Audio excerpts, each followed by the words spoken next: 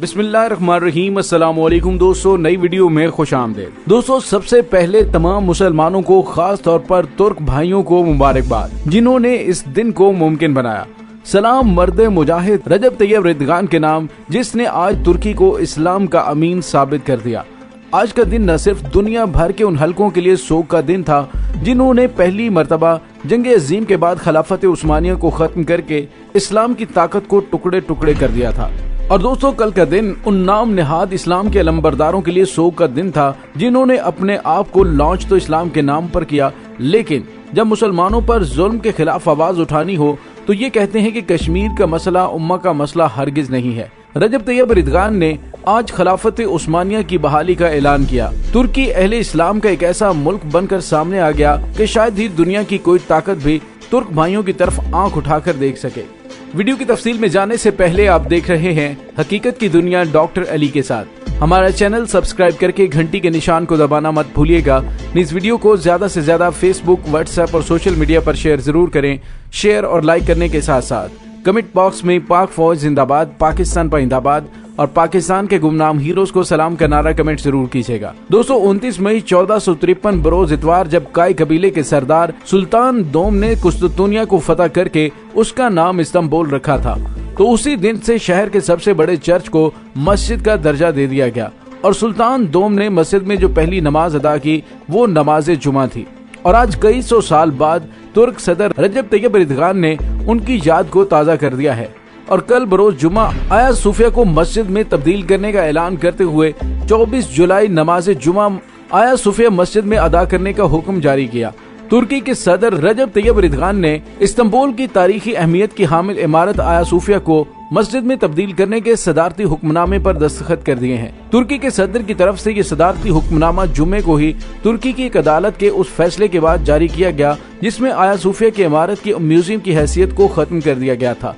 ये इमारत जो 1500 साल पहले एक चर्च की तौर पर तामीर की गई थी, उसकी हैसियत को बदलने का फैसला तनाज़े का बायस रहा। सल्तनत उस्मानिया के दौर में उस इमारत को कलीसा से मस्जिद में तब्दील कर दिया गया था। जुलाई के शुरू में तुर्की में काउंसिल ऑफ स्टेट ने इस्तांबुल में मौजूद हागिया सोफिया को एक मस्जिद में तब्दील करने से मुतालिक फैसला मुअख्खर किया था, जो जुम्मे को सुनाया गया, जिसकी वजह से उस सदारती फैसले की राह हमवार हुई है।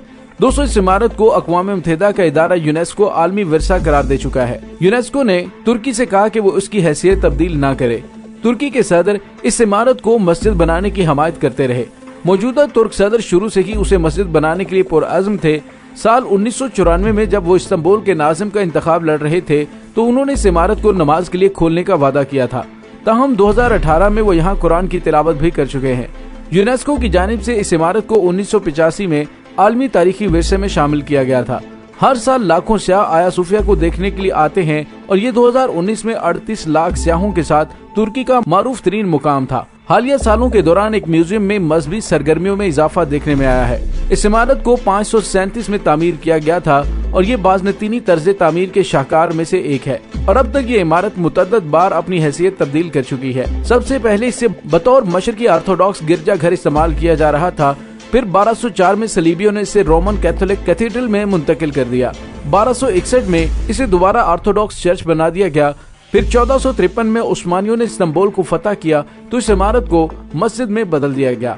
इस इमारत में दाखिल होते वक्त सुल्तान मोहम्मद दोम का इसरार था कि इसकी तामीर नौ की जाए और उसे एक मस्जिद बनाया जाए।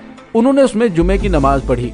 अगरचे सुल्तान फातेह ने हागिया सोफिया को चर्च से मस्जिद बना दिया, लेकिन उन्होंने शहर के दूसरे बड़े गिरजाघर कलीसाए हवारियान को यूनानी ऑर्थोडॉक्स फिरके के पास ही रहने दिया और ये फिरका एक इदारे की सूरत में आज भी कायमो दायम है। सुल्तान फातेह के बेटे सलीम के दौर में उस्मानी सल्तनत ने खिलाफत का दर्जा इख्तियार कर लिया और कुस्तुतुनिया उसका दारुल खिलाफा बना और वो तमाम सुन्नी मुसलमानों का मरकजी शहर करार पाया। यूरोप पर सुकूत कुस्तुतुनिया का बड़ा गहरा असर हुआ और वहाँ इस सिलसिले में किताबें और नज़में लिखी गयी और मुतअद्दिद पेंटिंग्स बनाई गयी और ये वाक़या उनके इज्तिमाई शऊर का हिस्सा बन गया। यही वजह है कि यूरोप इसे कभी नहीं भूल सका।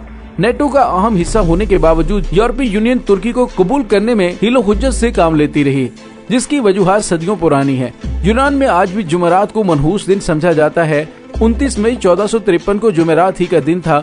मशहूर उस्मानी माहिर तालीम सनान ने उस इमारत के गुम्बद में 4 मीनार तामीर किए और मस्जिद के अंदर तस्वीर हटाकर उनकी जगह इस्लामी खताती की। 1934 में जदीद तुर्की के बानी मुस्तफा कमाल पाशा ने उसे अजायब घर की हैसियत दे दी।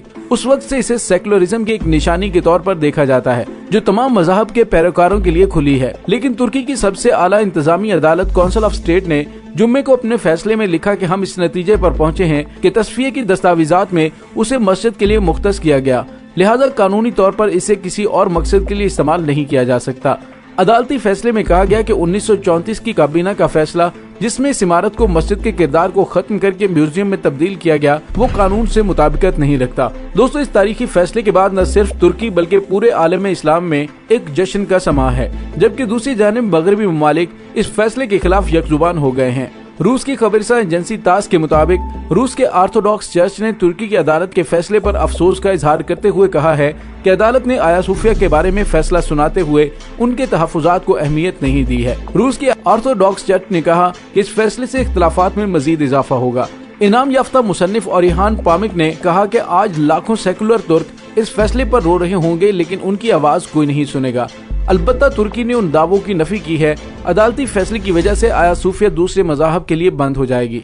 तुर्क सदर रजब तैयब एर्दोगान ने ऐलान किया है कि यूनेस्को के आलमी विरसे की फहरिस्त में शामिल तारीखी इमारत मुसलमान नमाजियों के लिए खोल दी जाएगी। जुम्मे के रोज उन्होंने कौम से अपने एक बयान में कहा कि हागिया सोफिया को तुर्की के महकमा बराए मजहबी उमूर के हवाले कर दिया जाएगा और उसे मुसलमान नमाजियों के लिए खोल दिया जाएगा। तुर्की की सदारती तर्जुमान इब्राहिम कालन ने कहा कि हागिया सोफिया को इबादत के लिए खोलने का हरगिज ये मतलब नहीं कि वो मुकामी या गैर मुकामी सियाहों के लिए बंद हो जाएगी। दोस्तों, याद है कि इस इमारत को अक़वाम मुत्तहिदा का इदारा यूनेस्को आलमी विरसा करार दे चुका है। यूनेस्को ने तुर्की से कहा था कि वो इसकी हैसियत तब्दील ना करे। तुर्की के सदर रजब तैयब एर्दोगान इस इमारत को मस्जिद बनाने की हमायत करते रहे। ये इमारत 6ठी सदी में बाज़नतीनी बादशाह जस्टिन अव्वल के दौर में बनाई गई और तकरीबन 1000 साल तक ये दुनिया का सबसे बड़ा गिरजाघर था। दोस्तों, यहाँ पे आपको ये भी बताते चले कि तुर्की में कदामत पसंद मुसलमान कई बरसों से ये मुतालिबा कर रहे थे कि इस इमारत को एक मस्जिद बनाया जाए। ताहम हिज़्ब मुखालिफ में मौजूद सेकुलर सियासी कुव्वतों ने इस इक़दाम की हमेशा मुखालिफत की।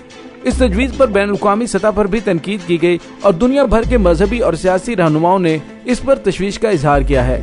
मशरकी ऑर्थोडॉक्स चर्च के सरबराह ने इसकी मुखालिफत की थी और यूनान ने भी इस इक़दाम के खिलाफ बात की थी, जहां लाखों ऑर्थोडॉक्स मसीही रहते हैं। यूनान में वजीर बराए सकाफत ने तुर्की पर इल्जाम लगाया था कि वो कौम परस्ती और मजहबी जज्बात को जुनूनी हद तक बढ़ावा दे रहा है और उसका इसरार था कि यूनेस्को की वर्ल्ड हेरिटेज साइट को तंजीम की अपनी कमेटी की मंजूरी के बगैर तब्दील नहीं किया जा सकता। दूसरी जानिब यूनेस्को के डिप्टी डायरेक्टर ने भी इस बात से इत्तफाक किया था और उनका कहना था कि यूनेस्को ने तुर्की को इस सिलसिले में खत लिखा है, ताहम अभी तक कोई जवाब मौसूल नहीं हुआ। दोस्तों, ये मारूफ इमारत इस्तांबुल के 5th डिस्ट्रिक्ट में समुद्र के किनारे वाक़ है। बाज़नतीनी बादशाह जस्टिन अव्वल ने इसकी तामीर का हुक्म 532 में दिया था, जब उस शहर का नाम कुस्तुनतुनिया था। ये बैजेंटाइन सल्तनत, जिसे मशरकी रूमी सल्तनत भी कहा जाता है, उसका दारुल हुकूमत भी था। माहिरीन बहरे रूम के पार से इस इमारत की तामीर के लिए अशिया लाए थे। सन 537 में जब ये इमारत मुकम्मल हुई तो ये ऑर्थोडॉक्स चर्च के सरबराह का मुकाम बन गई। अहम तरीन बाज़नतीनी तकरीबात जैसे कि ताजपोश तकरीबन 900 साल तक ये इमारत ऑर्थोडॉक्स चर्च का घर रही। बीच में 13वीं सदी में ये कुछ अरसे के लिए कैथोलिक चर्च के ज़ेरे इंतजाम भी रही, जब यूरोपीय हमलावरों ने कुस्तुनतुनिया का कंट्रोल संभाल कर चौथी सलीबी जंग में शहर में लूटमार की। ताहम 1453 में सल्तनत उस्मानिया ने सुल्तान मोहम्मद दोम के दौर में कुस्तुनतुनिया पर कब्जा किया, शहर का नाम तब्दील करके इस्तांबुल रखा और बाज़नतीनी सल्तनत का खात्मा कर दिया। इस इमारत में दाखिल होते वक्त सुल्तान मोहम्मद दोम का इसरार था कि उसकी तामीर नौ की जाए और उससे एक मस्जिद बनाया जाए। उन्होंने उसमें जुमे की नमाज भी पढ़ी। सल्तनत उस्मानिया के मेमारों ने ऑर्थोडॉक्स निशानियां मिटा दी और इमारत के साथ मीनार खड़े कर दिए। 1616 में इस्तांबुल की मारूफ ब्लू मॉस्क की तामीर तक हागिया सोफिया ही शहर की मरकजी मस्जिद थी। 918 में सल्तनत उस्मानिया को पहली जंग अजीम में शिकस्त हो गई और तुर्की में कौम परस्त सियासी कुव्वतें परवान चढ़ी और उस सल्तनत की राख में से जदीद तुर्की ने जन्म लिया। मुस्तफा कमाल अतातुर्क ने इमारत को एक म्यूजियम बनाने का हुक्म दिया और 1935 में उसे आम लोगों के लिए खोल दिया गया। ये तुर्की की अहम तरीन सियाहती इमारतों में से एक है। 200 इस इमारत की 1500 साल तारीख की वजह से तुर्की के अंदर और बाहर कई लोगों के लिए मजहबी और रूहानी सियासी अकीदत रखती है। दोस्तों, इसके साथ ही डॉक्टर अली को इजाजत दीजिए। इंशाल्लाह बहुत जल्द मिलते हैं एक नई वीडियो में। तब तक के लिए अपना बहुत सारा ख्याल रखिएगा। पाक फौज जिंदाबाद, पाकिस्तान पाइंदाबाद, पाकिस्तान के गुमनाम हीरोज को सलाम, अल्लाह वारिस।